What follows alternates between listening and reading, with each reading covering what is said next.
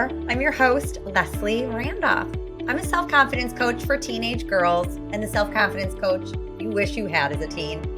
Honestly, I'm the self-confidence coach I wish I had as a teen because I know I could have saved myself and my mother a whole lot of heartache if I'd only known then what I know now. I hope to save you some of that suffering by sharing the lessons I learned late in life right here on Why Didn't They Tell Us?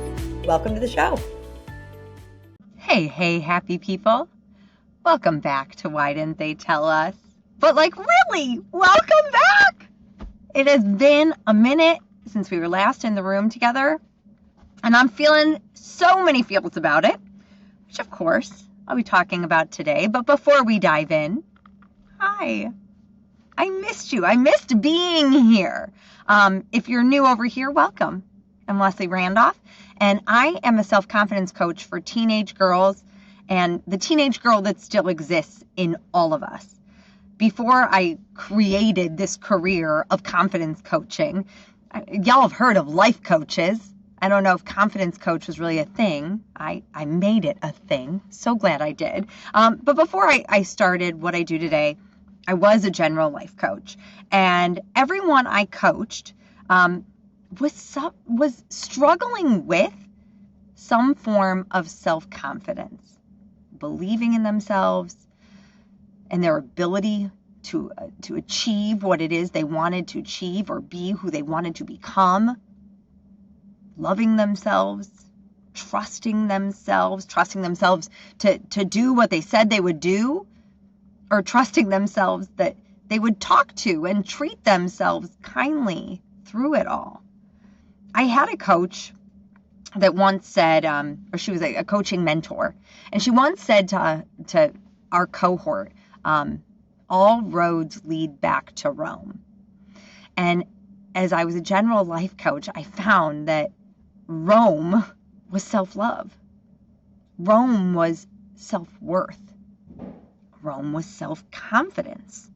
So I pivoted my business from focus predominantly on the skill, and I always say it's a skill, of cultivating self-confidence. And I thought to myself, who needs this more than teenage girls, right? When all those beliefs are being built, like that foundation of knowing, loving, and trusting, believing in ourselves. Listen, I needed a self-confidence coach when I was a teen. And I know that if I knew then what I know now, I would have let go of so many limiting beliefs long ago. I would have let go of insecurity and doubt, that teenage insecurity and self-consciousness and doubt that might have you not raising your hand in the classroom, and then all of a sudden as you grow up becomes imposter syndrome and you're not raising your hand in the boardroom. I know I probably would have avoided relationships or left them a lot sooner, any relationships that had me feeling less than or required me to be anything other than who I was. Above all, and this is always what I talk about with self-confidence, I would have had a friend in my corner along the way, someone building me up rather than beating me down. And it would have been me. I mean, if I boil down so much of what I do with my clients, it is really teaching them how to be a friend to themselves, a cheerleader to themselves, that bestie. So if you're new, welcome. That's what I do and a bit of why I do it. I currently work with clients in a one-on-one setting, and I do this both in person and virtually. And drum roll, please. I will be expanding to teen groups this year. So woohoo! If you want to know more about when those will launch, if you want to get on my wait list for one-on-one coaching later this fall, or if you just want to know more about what confidence coaching is, you can visit my website at confidencecoachforgirls.com and get on my mailing list. That's where I spill all the goodness. And while this show has so many applicable points and actionable tips for teens, and obviously that's where my heart is empowering the next generation to know better, to know better sooner. It is predominantly for women who might be raising a teen or a woman who identifies with that idea of still having a teen within them. Believe me, my inner teen is alive and well. You'll actually hear about her a bit today. So if that's you, I'm so glad you're here. Stick around. I do still coach women as well, so reach out if that's something you need. We're going to have a lot of fun this season on the show. So stick around, and we'll definitely be strengthening those self-confidence muscles. So thank you for tuning in to my Leslie the Confidence Coach commercial.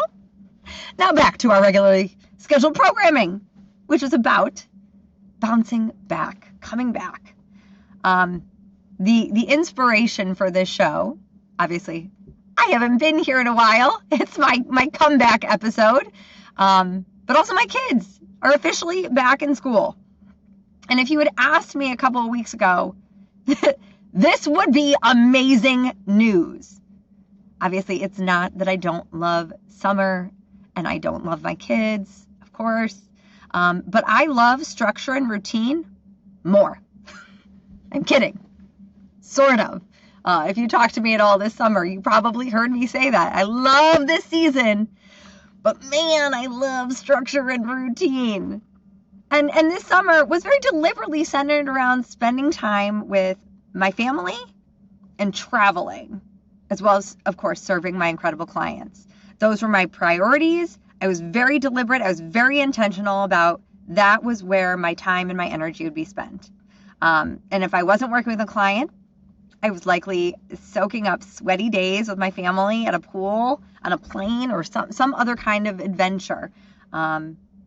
This meant a lot of impulsive planning, or many days like no planning at all, that wake up of like, what do you want to do today? What would be an awesome way to spend this day? It was, the going with the flow, long days and late nights. And it is a very different pace that I am used to. Y'all, I like rhythm and routine, and I love working.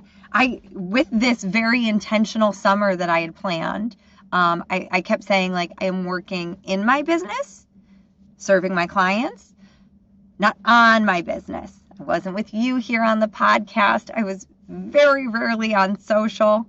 It was deliberate. It was intentional. It was just different.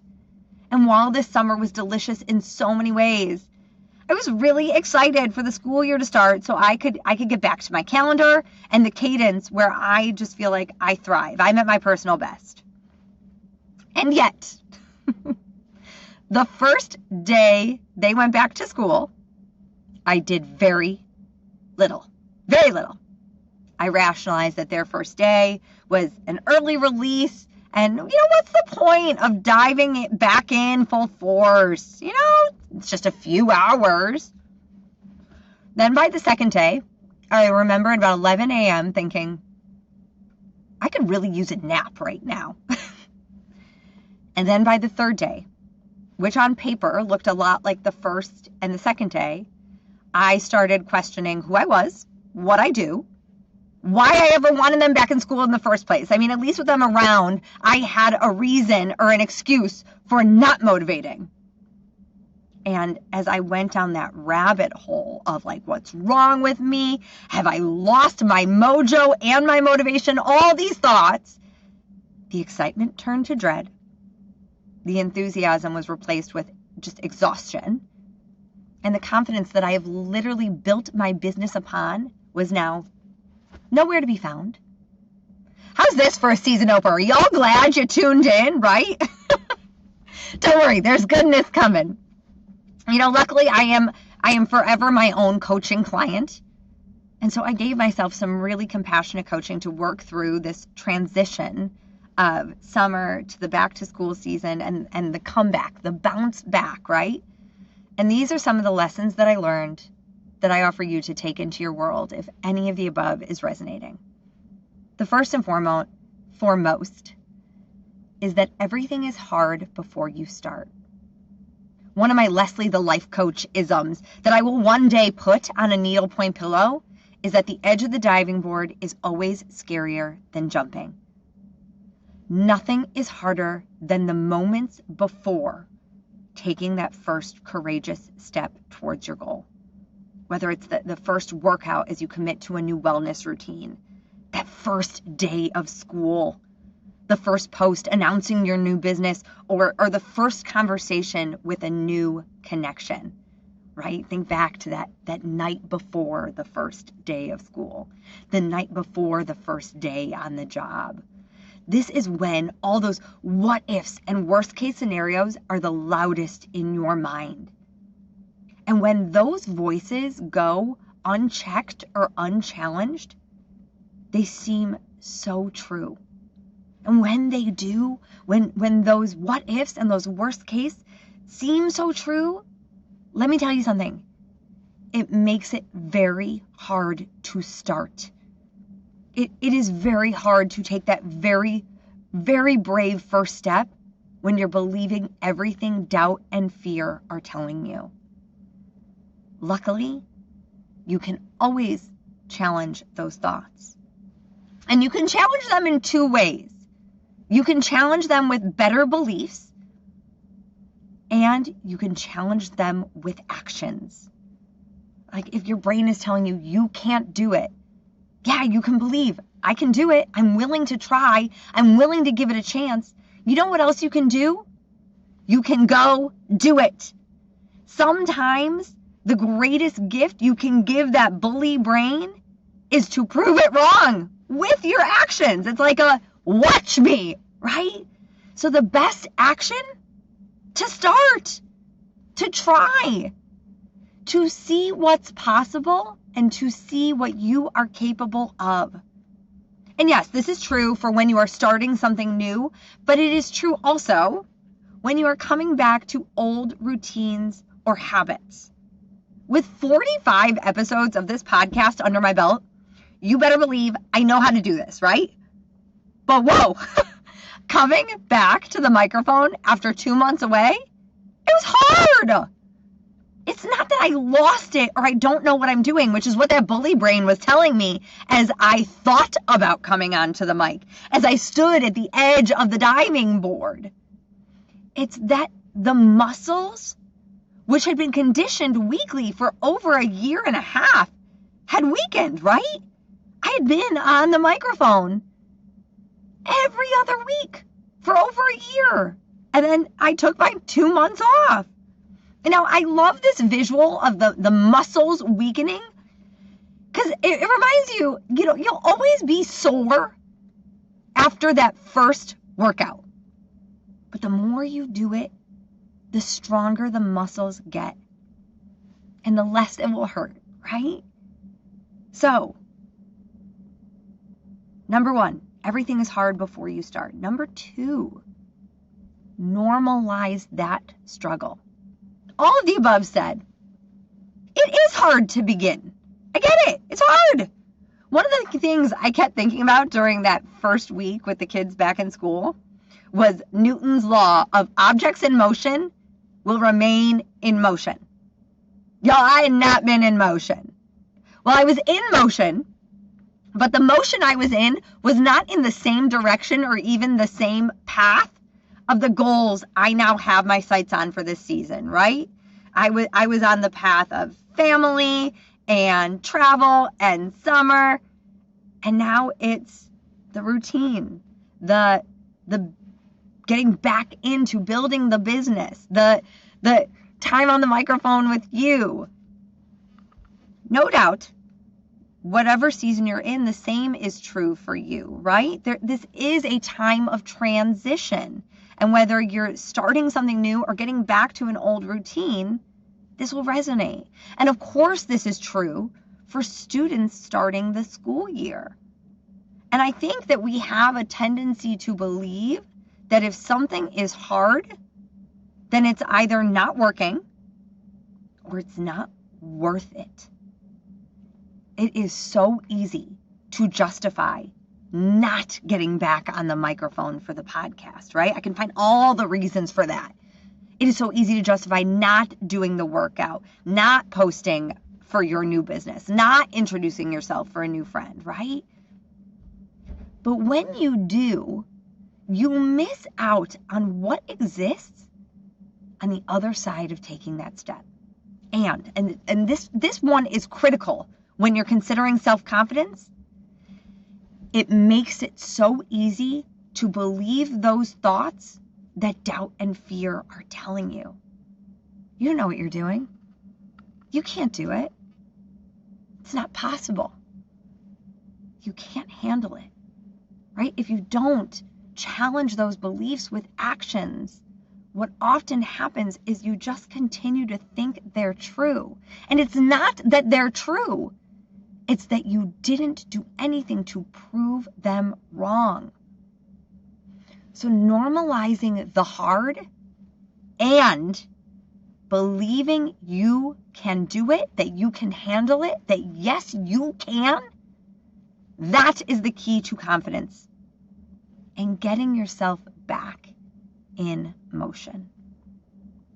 The final lesson I'll leave you with today is the willingness to be a beginner again. When you are starting something new or coming back to an old routine, giving yourself grace and compassion is key. It might be harder at first. It might feel awkward initially. It might take longer than it used to before. And that's okay. As long as you keep going towards your goals, one courageous step, maybe one awkward step, one hard step at a time, it will get easier and you will get better. This is also a time when you can, add to those bully beliefs. If it's like, oh, it's so hard, it feels so awkward. Why is this taking so long? Maybe I did lose my mojo. Maybe I don't know what I'm doing. Maybe I'm not cut out for this. No, be willing to be a beginner again. It's okay. But you have to be willing to try. Yeah, you have to be willing to be bad. And to treat yourself with kindness and compassion along the way. My friends, why didn't they tell us that the road back requires you to begin? When you are willing to take that first courageous step, even when it's hard, you can get where you want to go. Wherever you are venturing this season, whether it's back to an old routine or the start of something new, I hope you will normalize the struggle. I hope you'll be willing to be a beginner, maybe even bad at first. But above all, I hope you will begin. I know you can, and I'm cheering you on for all of it. My friends, till next time. Love what you hear? Well, I'd love to hear from you. You can find me at confidencecoachforgirls.com. That's confidencecoachforgirls.com. Or email me at lesliethelifecoach@gmail.com. That's lesliethelifecoach@gmail.com. Hope to hear from you.